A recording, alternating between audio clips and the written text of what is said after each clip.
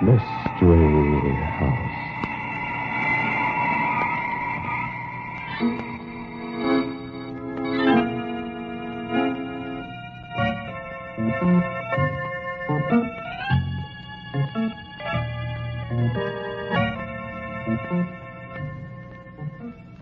Mystery House, that strange publishing firm owned by Dan and Barbara Glenn, where each new novel is acted out by the Mystery House staff before it is accepted for publication. Mystery House.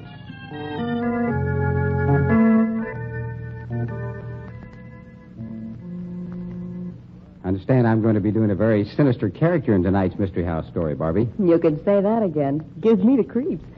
Complete with Quartet, huh? That's the title. What does it mean? Why, haven't you ever seen advertisements for funeral homes in which the copy listed a price for funeral services complete with Quartet? Oh. Speaking of advertisements. Which is precisely what you're always doing, Tom. Right, Mr. Glenn. And here's a message from our sponsor.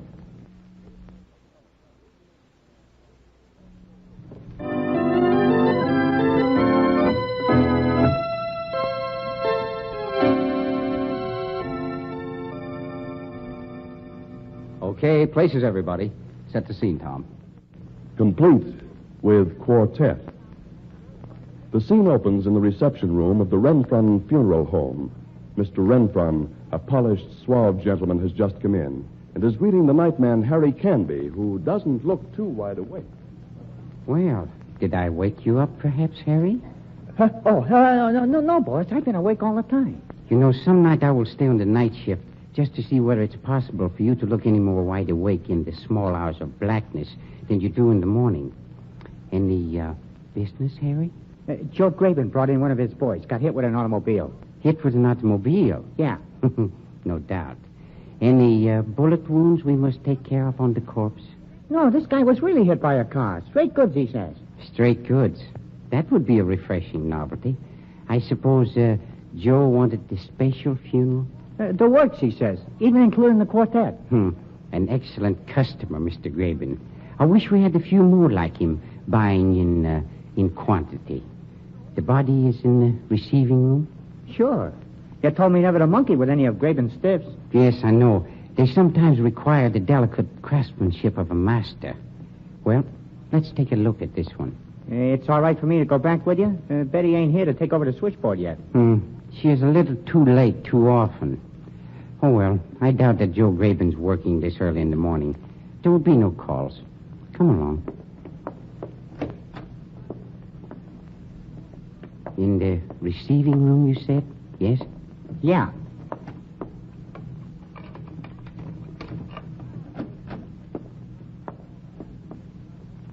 This mangled one over against the wall? Yeah, that's the one. But the other one. You said nothing about... There wasn't any other one, boss. Honest, just the one. This man on the table in the middle of the room. Who is he? Oh, I never seen him before in my life, boss. Honest, Shut up. Stand back. He's been shot through the heart. Murdered, huh? No. He was probably playing with a cap pistol and it went off accidentally. You blundering idiot. Who brought this body in here? Nobody, boss.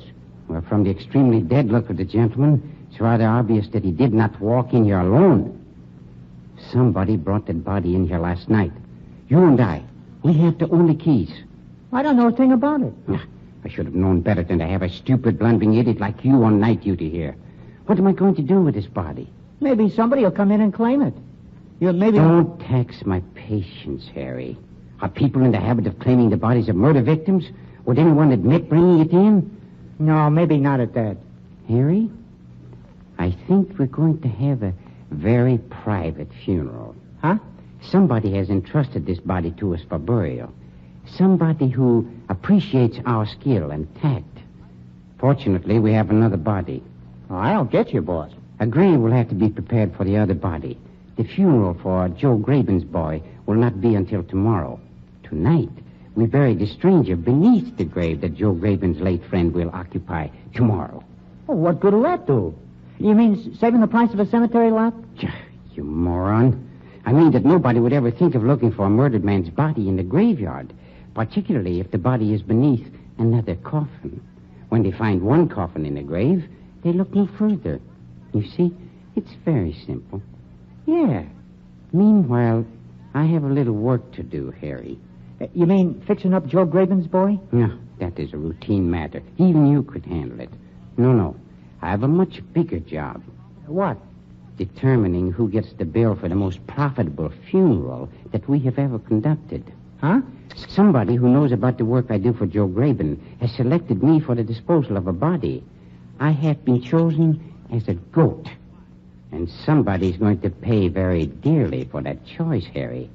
I'm going to play detective.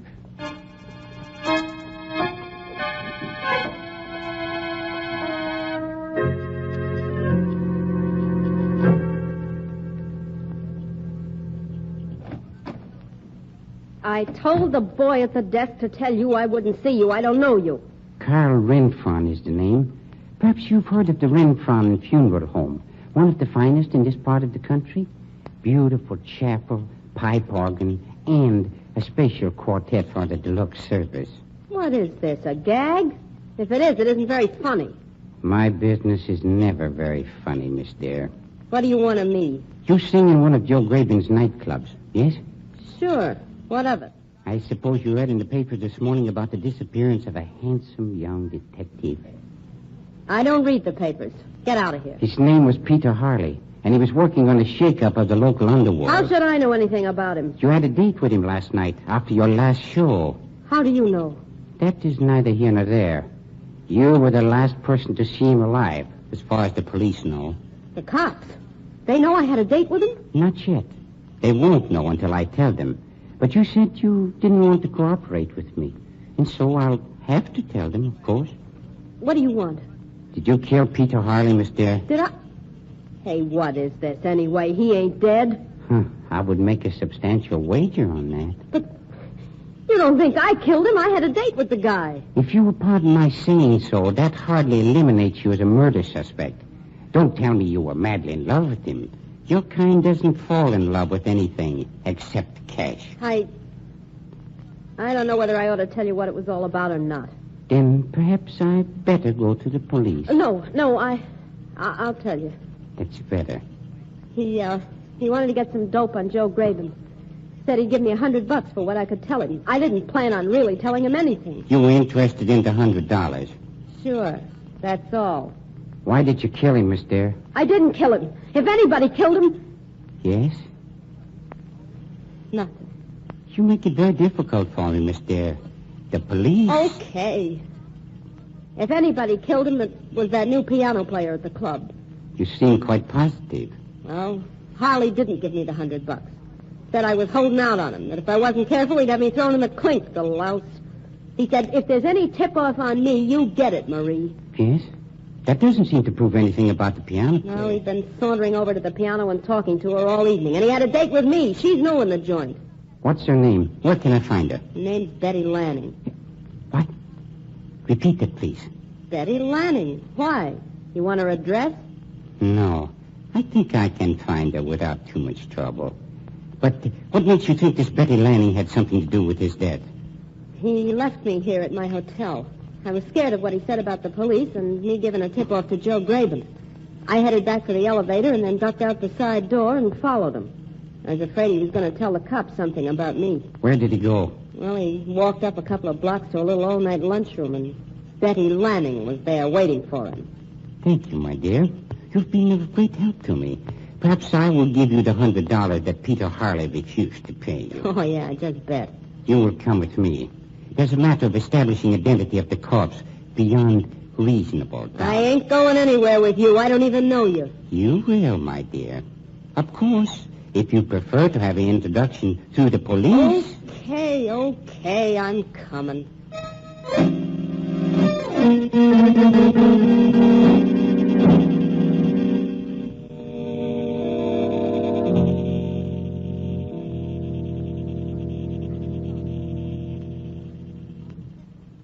Say, you got a real fancy place here. Yes, the classic beauty of Grecian architecture soothes the nerves of the bereaved.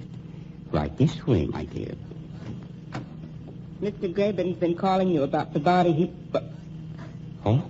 Surprised to see a fellow employee from the nightclub, Betty? Hey, wait a minute. You're the new piano player in the club. How come you're over... You must be mistaken. I work here. Oh, no, I ain't mistaken. You play the piano. I'm afraid bluffing won't do you much good, Betty. And I want to apologize to you. Apologize? For what? Well, I thought you were rather lazy and shiftless the way you've been coming in late in the mornings, and here I discover you're holding down both a day and a night job. Rather admirable. I don't know what you're talking about. Oh, don't deny it, my dear. I would be rather proud if I were you. Won't you show Miss Dare back to the receiving room, Betty? Miss Dare? But why? She wants to identify a friend. All right, but I don't have any key. I have. And I'm going with you. This way, Miss Dare.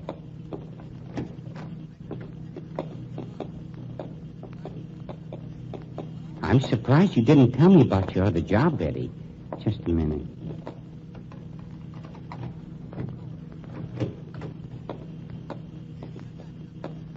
Show her the body, Betty. It's this one over here that she's interested in. All right. All right. Pete! Pete Harley! What have you done to him? You murderer! Ah, so you knew the man, too. You and Miss Dare both. You killed him. You'll never get away with this. I did not kill the man, but I really can't let you run around screaming that I did. You've been working for me and working for Joe Graben. I wonder who else you're working for. What do you mean? I wonder if perhaps you might not be a spy. I wonder if you might not have put this man's body in here. You're insane. A man should know his employees better, Miss Lanning. I really think it's time for us to have a heart-to-heart talk. I've nothing to say to you. I have an idea you'll change your mind about that. Hello. Actually, I'd just as soon you didn't. You'd make such a beautiful corpse. You wouldn't dare kill me. Hey, this is where I leave. I'm sorry, Miss Dare. I'll have to insist that you stay. Has Harry left yet, Miss Lanning? No, he was cleaning the chapel. Oh, fine. I was afraid he might have gone. And he does so want some experience in embalming.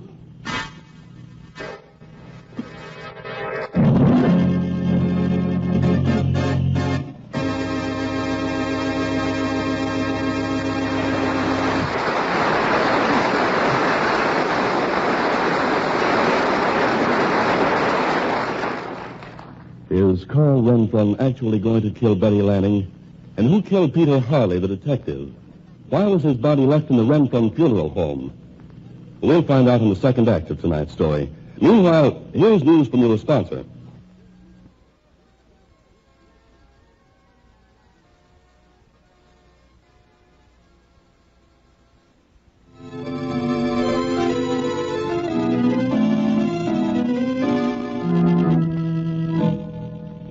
And now, Act 2 of Complete with Quartet. The scene is the receiving room of the Renfron funeral home, and Harry Canby, Renfron's assistant, is arranging the embalming equipment. You haven't got the nerve.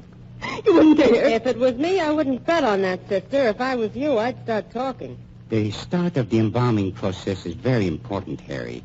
If you will give me the needle, please. You can't embalm a live person. Oh? A common misconception, Betty. On the contrary... Get away from me. Don't you dare touch me. Perhaps you're ready to talk now. What do you want? You're working with the police, I suppose. Working with this Peter Harley. Are you kidding? When I joke, you always see a smile on my lips. And my sense of humor is weak. I seldom joke. I was working for Lou Dana. Lou Dana? Why, he's Joe Graben's worst enemy. Sure. Some of Lou Dana's spies, his undercover boys, began having accidents. And the accidents always turned up here. So Lou hired me to get a job here and tell him what was going on. Mr. Dana must be a smart man. He's smarter than you, Renfron. And smarter than Graben. I was giving him the dope every time a body came into this place from Graben. Yes, but this job of yours as a piano player... Graben never saw me here. His bodies always came in the back way. I was doing so well here, Lou got the idea of having me work at Graben's place, too. We were finding out everything Graben was doing. A much smarter girl than I gave you credit for being, Miss Landing. And you better be careful how you treat me, too. Because Lou Dana's got enough on you to hang you. If I were in your place, Miss Landing, I should worry about my own neck. The police are going to be quite angry about Peter Harley. I didn't kill him. I was giving him all the dope on Graben's mob. The dope about Graben and you. I suppose so. You know, Miss Landing, I find such disloyalty rather distressing. Miss Dare, what would you do if you were I, under such circumstances? You leave me out of this. I ain't playing. I should hate to think that Joe Graben would double-cross me in view of all that I've done for him. I bet Graben bumped off this Harley guy, boss. Well, of course he did. Probably had someone following Peter Harley and me. And when Graben finds out how Betty spilled everything she knew, he has this Harley fella erased. Perhaps you could contribute something to the conversation about now, Miss Dare. I don't think Joe would do a thing like that. Oh, come now, Miss Dare. You told me you followed Harley and saw him meet Miss Lanning. You were angry because he hadn't given you the $100 he had promised. Now, it isn't logical that you would let such an opportunity for revenge pass. So it was you who tipped off Graben, huh? Why, you dirty little... I ain't a stool pigeon or a double-crossing rat like you. Sure, I called Joe. Why wouldn't I? Oh, please, ladies, please. This is hardly the place for such talk. We're in the presence of the dead. You know, Harry, this rather hurts me. Huh? Joe Graben, he's been such a fine customer. And to think he tried to take advantage of me. I think we'll have to call him over here and sever business relations.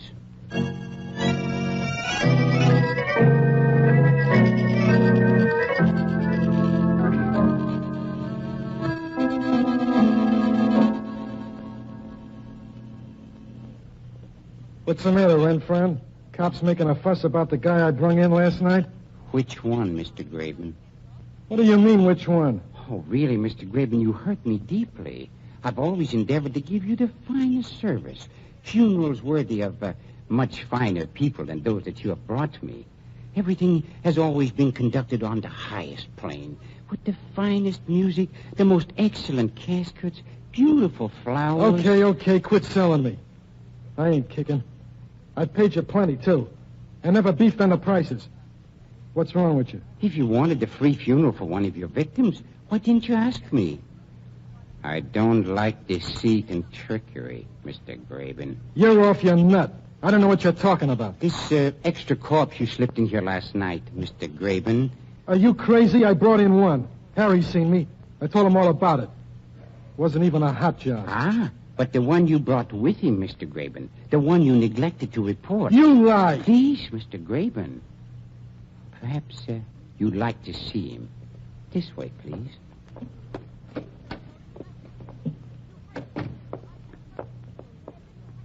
I don't know nothing about it. One stiff I brung in. One. And if you think you're going to shake me down to pay for somebody else's corpse, you got another thing coming. One moment, please.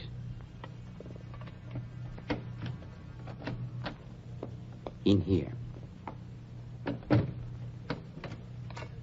Hello, Joe. Hey, what's it? Marie Dare. And Betty. Say, what's going on here anyhow? One thing that's going on, Joe, we found out what a rat your new piano player is. Lou Dana she was working for, spying on you. Quiet, please, Miss Dare, quiet. Teacher will know what a good girl you've been without you being so immodest. I'll tell him all about it.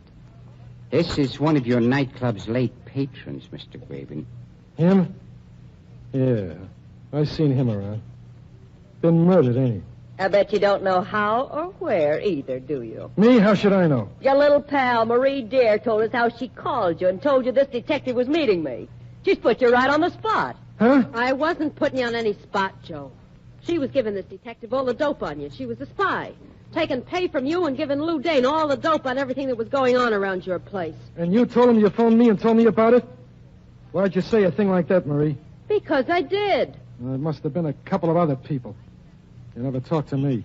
Oh, your protests of innocence are touching, Mr. Graben. But quite unnecessary. Nobody's going to hand me a rap for killing a dick. That is not the point. It is as far as I'm concerned. Our friend Betty, who seems to have been working for both of us, isn't going to give you the benefit of any doubt if this should come into court. Peter Harley was on your trail trying to get something on you. Yeah? Well, I didn't know about it. Betty, a member of a rival gang, was telling him anything that she could that would get you into trouble with the police. Marie Dare tipped you off as to what was going on. She never did. She says she did. She has no apparent motive for lying. Peter Harley's been murdered. Do you think you would want the case to go to court, Mr. Graven? I suppose it's gotta. No, not necessarily. Not if you arrange for the right kind of a funeral. You mean you can cover this thing up?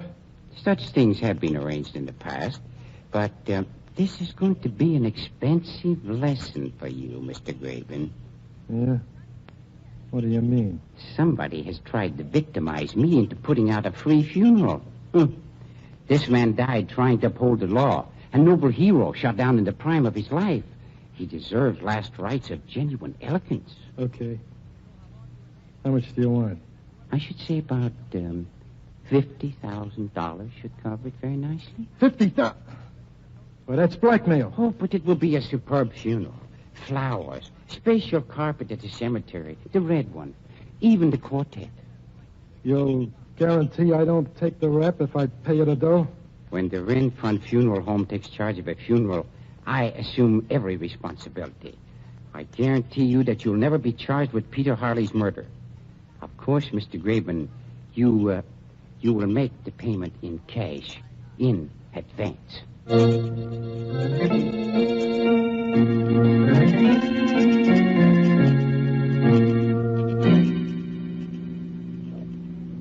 Okay, you got your dough.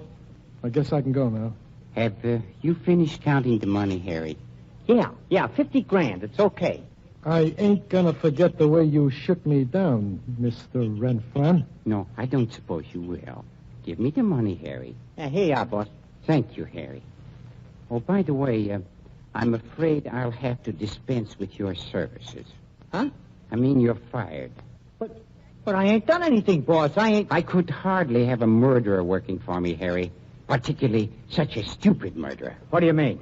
Listen, I ain't murdered anybody. Hey, what gives? What's this all about anyway? Peter Harley came here last night and asked to see the body that was in the receiving room. He showed his police credentials, I imagine, and demanded to see it. No, he wasn't here. You took him back to the receiving room. You were panic-stricken because you thought you would be in trouble, that you would be implicated in the work we've been doing for Joe Graven. You're making this up. You've been receiving most of Mr. Graven's cases at night. You thought you'd be in it up to your neck. So, you shot the detective. You killed him yourself. Hardly. Peter Harley and I were working together. You and Harley? Why, you dirty rat. When you brought your first case to me, Mr. Graven, I was scared to death. So I went to the police. And you got the nerve to admit it? They told me to play along with you, to tip them off. They've been building up a chain of evidence that will send you to the electric chair. Thanks to me. And you've been collecting from Joe Graben all the time? Naturally, my dear. Even the gangster dead must have burial. I didn't kill Harley, I tell you. You did it yourself. You have a key, too. Yes? Try telling that to the police, Harry. I'm afraid you'll irritate them. You see, Harry, they tipped me off a long time ago that you were one of Graben's boys. That you came to work for me because Graben had decided I was to be his undertaker. Then I'll confess that Graven told me to shoot Harley. Yeah. Why, you louse. Try to ring me in on your mistake, will you? You told me to do it. I'll stick to that. Unless you get me out of here. I can do that, all right. This gun'll do the trick. Joe, you ain't going to shoot us. I ought to shoot Renfron, taking my dough and then tipping off the cops, shaking me down for 50 grand. Come on, we got to get out of here, Joe. You sap. Okay, come on. I got a key, Joe. We'll leave Renfron and the dames locked in here. Let them try to explain Peter Harley's body. Yeah. Oh, fine spot you got us in now. When the cop comes... My dear, I don't believe you realize how lucky you are that Joe Graben didn't shoot you. Really, I don't. If I weren't a law-abiding citizen, I would be tempted to do it myself. You played unfair with me, too, you know. Hey, what's that? The police. I had the place literally honeycombed with them. Oh, my, I hope the bullets didn't hit any of my precious objects dropped.